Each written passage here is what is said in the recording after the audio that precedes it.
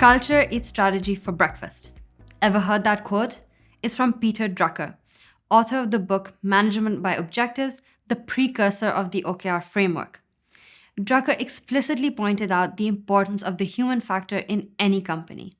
No matter how great your strategy is, if the people who execute it don't nurture the right culture, it is doomed to fail.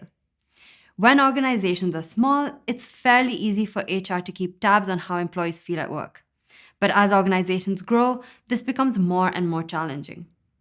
Regular pulse surveys are a simple yet effective tool to keep a finger on the employee engagement. Gallup reports that only 34% of employees are engaged in the workplace, and studies claim that disengaged employees cost their employers $500 billion a year in the US alone. For that reason, understanding how employees feel should be a top priority for your business.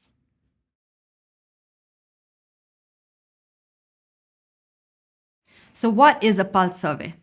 Pulse surveys are frequent surveys that paint a realistic picture of the company morale and employee happiness and well being. These can be carried out on a weekly, bi weekly, or even a monthly basis. Pulse surveys aren't designed to replace the more comprehensive semi annual or annual engagement surveys, but instead they complement them. In fact, they can't really replace them. Due to the frequent nature of pulse surveys, they must be simple and straightforward. It shouldn't take an employee more than 30 seconds to answer. On the other hand, annual or semi annual engagement surveys can be quite long, but they do provide an in depth view of the issues and concerns that your employees have. Organizations often couple such engagement surveys with employee NPS, also known as ENPS. They shed light on the various needs of an organization and provide insight on how they can be met. While these surveys are great, they're not in real time.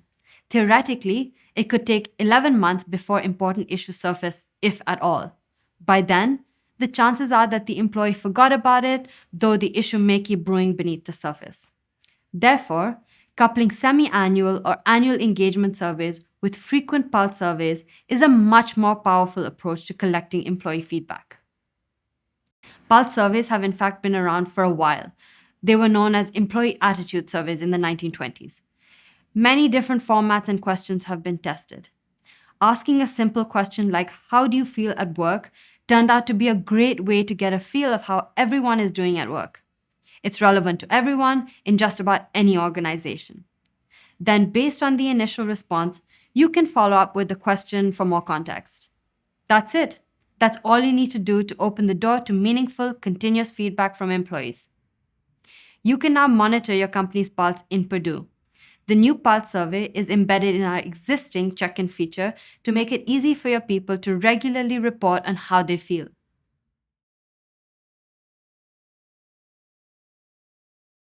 HR is the heartbeat of an organization, and the initiatives deployed by HR can affect many people inside the business.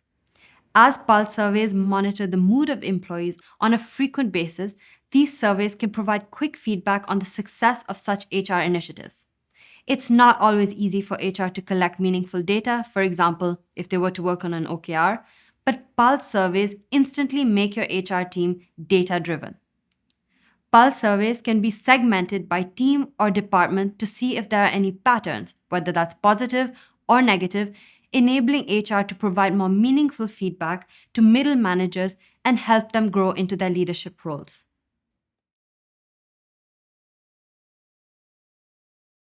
By now, you're probably wondering, how can you make pulse surveys work at your organization? The truth is, just sending out a frequent pulse survey is not going to be enough. There are two important conditions that have to be met in order to unlock the full value that pulse surveys can bring to your organization. Firstly, you need to get buy-in from the leadership team. Successful adoption of such surveys start at the top. If top leadership isn't supportive of doing frequent pulse surveys, everyone will know. And if top leadership doesn't seem to care, everyone will think that the survey is not worthy of their time, since feedback won't be taken seriously anyway. So make sure your executive team is fully aware of what you're doing, understands why you're doing it, and what is expected of them. Even better, let your CEO announce this new initiative to your entire organization. And secondly, Only survey your people if you'll act on their feedback. As mentioned earlier, if employees don't feel their feedback is taken seriously, and if they don't see how their feedback is actively being worked on, they'll stop investing the time to share their thoughts, ideas, and concerns. Providing useful feedback is hard. Just think about the last time you had to fill out a performance review or a performance appraisal for a direct report. Doing it well takes time, doesn't it? Understand that giving effective feedback isn't as easy as you think. And that makes you value feedback received, whether that's positive or negative. And when you value it appropriately, you'll understand better that you must do something with it. To act doesn't mean you have to implement the feedback. To act on feedback means that you always let people know that you've heard them, and if possible, let them know why you can or cannot do something about it. Research by Deloitte has shown that employees not only value culture over compensation and benefits, but they also value a listening based culture. As the organization grows, you cannot comment on each and every point, of course. So focus on trends and explain to everyone why.